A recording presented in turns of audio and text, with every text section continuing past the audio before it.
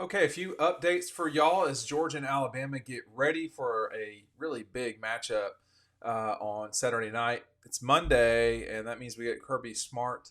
And he was talking about injuries today. That was one of the questions asked. We got an update about some of the guys that we've seen missing: Mikael Williams, Jordan Hall, Warren Brinson. Kirby specifically asked about talking about Williams, saying, "I'm hopeful."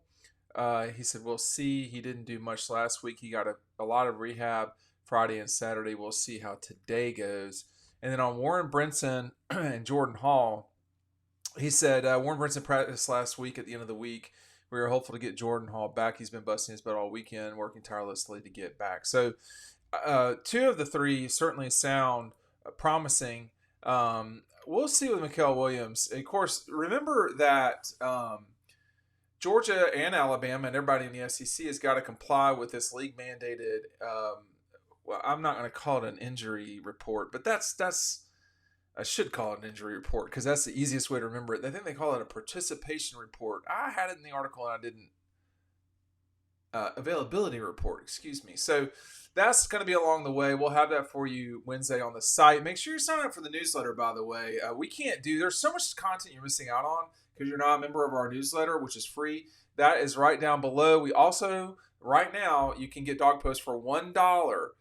$1 right now, and we'll get you through the Florida game. But you got to sign up right now, and the link to that is in the newsletter, or you can go to the site and check out anything that's premium. Matt's got a story today talking about Georgia's wide receivers. Everybody's saying the right things right now. I mean, I thought Kirby was, just my take, having watched a lot of press conferences through years, he seems relatively confident to me, but I could be reading that wrong. I don't know. Georgia's got a real challenge on his hand going over there. There was a lot of questioning about Jalen Milroe today. Someone who said that Georgia quit in December. He'll get a chance to make them quit again, as he sees it at least, this weekend. And I'm sure the Georgia defenders are well aware of that. But this is a different Alabama team. Milroe's there for sure, but Nick Saban is not there. You don't have Isaiah Bond is gone. I mean, there's a lot of turnover at Alabama. And Milroe stuck around, to his credit, and he's played better this year, I think. One thing Kirby was talking about with Jalen Milroe was that it's not just so obviously he's very hard to defend. And if you've not watched Alabama at all, maybe you don't quite understand it. He's more explosive running the ball than Jalen Hurts. Jalen Hurts was a quarterback at Alabama about 7 years ago. I should say these things because some of y'all are pretty young and don't recall things. Jalen Hurts, who's now the Eagles head quarterback and not playing so hot for the Eagles right now, or the Eagles. He was a quarterback at Bama before he went to Oklahoma and got them to the semifinals to get blown out by LSU, as I recall. I mean, all these quarterbacks are blending in so quickly here for me. But I think Milroe really has played well this season. There have been times Alabama has not played well. Specifically the South Florida game for 3 quarters. They just didn't play well. I mean, Georgia didn't play well at Kentucky for, I would say, 2 quarters for sure. Well, Alabama didn't play well for at least 3 quarters against South Florida. I knew they were going to, beat Wisconsin's brains in. But this is going to be really hard for Georgia because you don't know defensively, because you don't know when Alabama gets it right, they get it right in a big way. We're talking about like Clemson 2018 with with Etienne and Trevor and the receivers they had, like explosive. Joe Burrow 19 is who I should have really said, with those freaky deep wide receivers. That's the way Alabama is. Now, this guy isn't Joe Burrow, but he can give you all sorts of problems, and that's why you'd like to have Mikael Williams out there. In a grand scheme of things, you'd like to have that, but when you think about Haynes is playing for Alabama, and they've got running backs, it's a very good offense for Alabama. It's very explosive. They've done it. I mean, Kalen DeBoer is a really good offensive, person. I mean, that's the difference right now in the SEC to me versus what it has been in the past. When you think about Kirby's main competition these days in the Southeastern Conference, it's these guys. is Kalen DeBoer, Josh Heupel, Lane Kiffin. Am I forgetting someone? I'm certain I am. Just those. Just forget everybody else. Lane Kiffin, explosive offense. Kalen DeBoer. Tennessee, Alabama. Left Sark out. I knew I was going to leave somebody out. Those four are four of the best offensive minds in college football. And two of them worked at Alabama during national championship seasons or runs or whatever. I can't remember if Lane won it or not. I think they didn't in 16. I can't remember. But Lane is a hell of an offensive coordinator. As a head coach, he's not as good as he is an offensive coordinator, but he's a hell of an offensive coordinator. Let me just tell you that for sure. So Kirby's new challenge in this league is dealing with these explosive offenses because they were good. We can't really say that Dan Mullen has got explosive offenses the same way that like Lane Kiffin's have been. The problem for Josh Heupel, and we're going to see with Stark, but the Josh Heupel, Lane, when they're playing these really good defenses, when they're playing Alabama type defenses, Kirby defenses, it's been tough. It's been tough. And yeah, Josh Heupel did beat Alabama with a shootout game in 2022. But my global point is that, he's not had a lot of success against Alabama and Georgia. He has one win. And that's how many wins Kirby has against Alabama himself. So you can say the same thing about Kirby, specifically against Alabama. The other question is, this is why this game is so curious on a lot of different levels. We know that Georgia is essentially the same program as it was a season ago.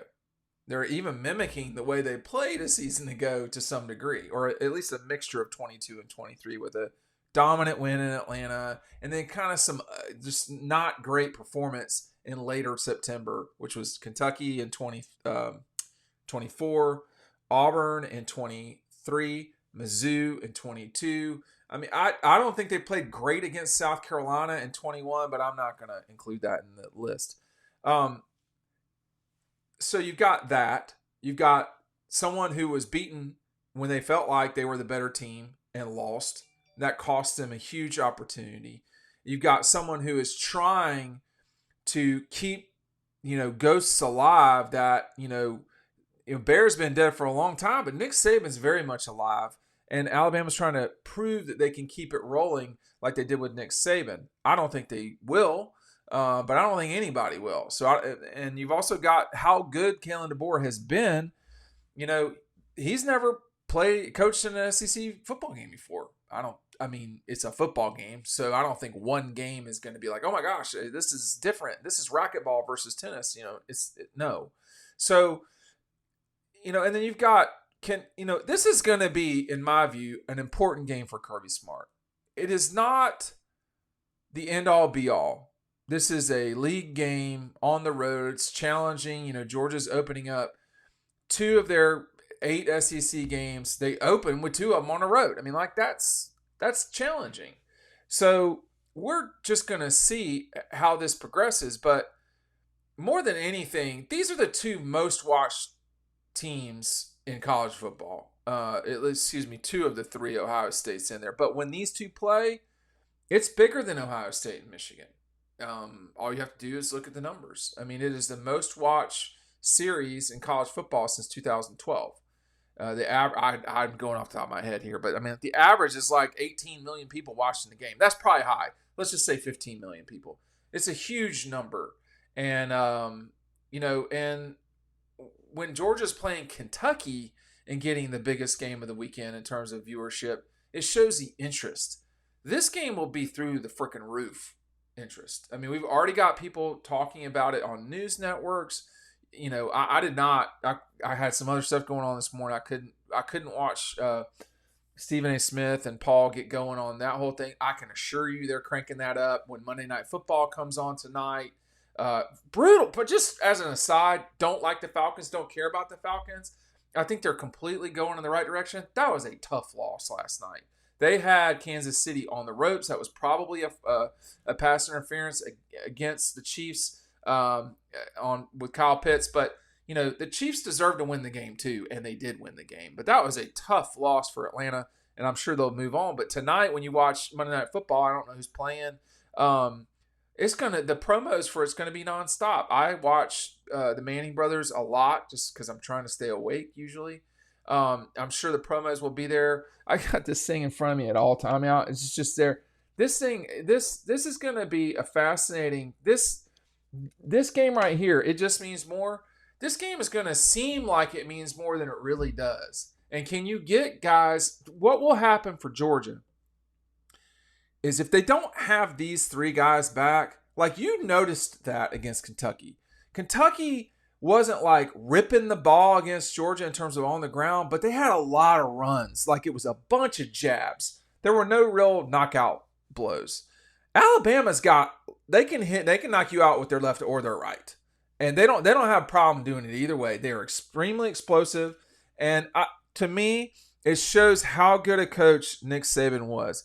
He understood where they were at, and he realized they had to change.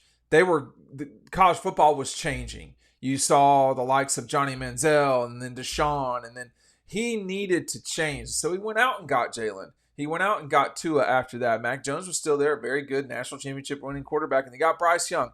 He got guys that weren't such statues, although none of those guys are in the same universe as Jalen Milroe. None of them in terms of the ability to move. This guy is, Justin Fields-like stuff. I mean, might be freaky deakier more than Justin. He's just not as large. So it's going to be a significant challenge for Georgia. But I think if you get Williams back, there's going to be – I don't know if Mikael Williams will play. I don't know. I would expect – Warren Brinson, I would imagine, is going to play. I would think Jordan Hall will play. Those guys, but that helps you out a lot, just getting those guys back. But a first-round draft pick, like a top 15 guy, yeah, you want that guy to play. I mean, if Alabama didn't have that guy playing, it'd make a big difference. But what I was going to say was it's going to be challenging no matter what, because one thing Kirby was talking about today was sometimes you want to cover everybody, and then sometimes you don't. And what he meant by that was Alabama can hit you any different way. They can be improvisational with Milroe. They can be purposely explosive. They can be not purposely explosive and improvising their way with big plays. The wide receiver is a straight freak. And he's young, but he's completely a total freakazoid. I mean, Georgia's not going to stop him, and they're probably not going to stop Milroe. But the question is, can they slow Milroe enough? They did last year, actually. But then you had the reverse. Dylan Bell dropping that ball. He would have been running for a long way on that play, but it was a fumble, and Alabama scored the game-winning field goal off that play. So it's, who makes the fewest mistakes, what will be. But Georgia can't go in there worrying about mistakes. Georgia needs to go attack. And, you're not going to win this game because Alabama makes mistakes. You have to cause them to make mistakes. And that's there. I mean, everybody talks about, nobody's seen anybody this level yet. Either team. I mean, neither of these teams have seen anything close to what they're about to see. That's why guys like Jalen Walker. I mean, Jalen Walker is about as important as anybody in this game. You don't have Roquan playing, right? So you've got to have someone who can really track down someone as effective as Milroe is. I mean, look, last season, the statistics were not unbelievable for Milroe against Georgia. They were, I would say, adequate. But when all you need is adequate to win the game, then you can go 13 for 23, 192 yards with 2 touchdowns. He was sacked 4 times. He ran the ball 14 for 29. I mean, that's not like, oh my gosh, this guy, no, it was fine. I mean, that was his second lowest completion percentage, third lowest, behind the game against Texas and Arkansas. I mean, the rest of the season, this guy's throwing at 60%. So Georgia did goof him up some. But he was good enough to, not concern himself with having a bad day or not a good day. What happens if he has a good day? So there's all sorts of challenges here for Georgia to have to deal with. And, he didn't go nuts on them last year. I mean, he had 29 yards rushing. That was nothing compared to what he did to Auburn, LSU, Mississippi State, even against Texas. There were, he had not great days. His worst day was Arkansas. Like, he did not play well against Arkansas. 10-21. He was sacked 5 times. He's going to get sacked because a negative 1 yard run is a sack. He was sacked 38 times last year. And Michigan sacked him 6 times. Like, the 44 sacks, that's not based in reality. The question is, are you going to get those injured guys back? My suspicion is you're certainly going to get 2. You may well get all 3. We'll see. And then what are you doing with those guys? How well is the edge going to be set? And can Georgia stand up to this Alabama onslaught of guys? We've seen Georgia against Alabama with Kirby now, 17, 18, 20. Now, hold on now. 17, 18, 20, 22, 22, and 23. We've seen it 6 times. There's never been a game where Alabama just came and blew the doors off Georgia. That's not happened. So, can you stick in there, continue to fight, and win the fourth quarter? When Georgia won the fourth quarter, they won the national championship. When they didn't win the fourth quarter, they lost. No, excuse me, I misspoke. They got their brains kicked in. And, that was in the second half, though, in the SEC championship game in 2021. But, in 17, they lost that in the fourth quarter. They lost the national championship in the fourth quarter. In 18, they had a 14-point lead. Rodrigo misses a kick that he should have made, would have put them up 17. They lose that game to Alabama in the SEC championship game. In 20, the better team just won, and that was Alabama. And it took the third quarter and 3 turnovers from Stetson, I think it was.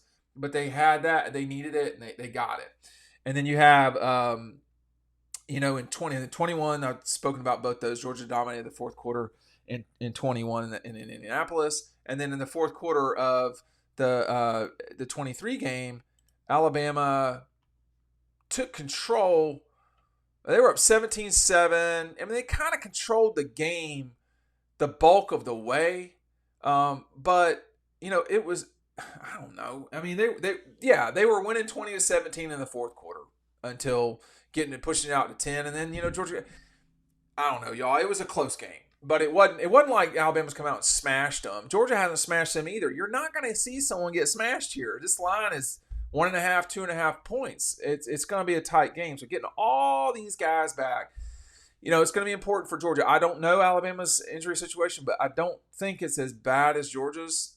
And one of the biggest things everybody's keeps saying that they're smart about football behind the scenes, publicly, everything. Georgia's got to get healthy. We'll see if they can. We'll see you on the next video.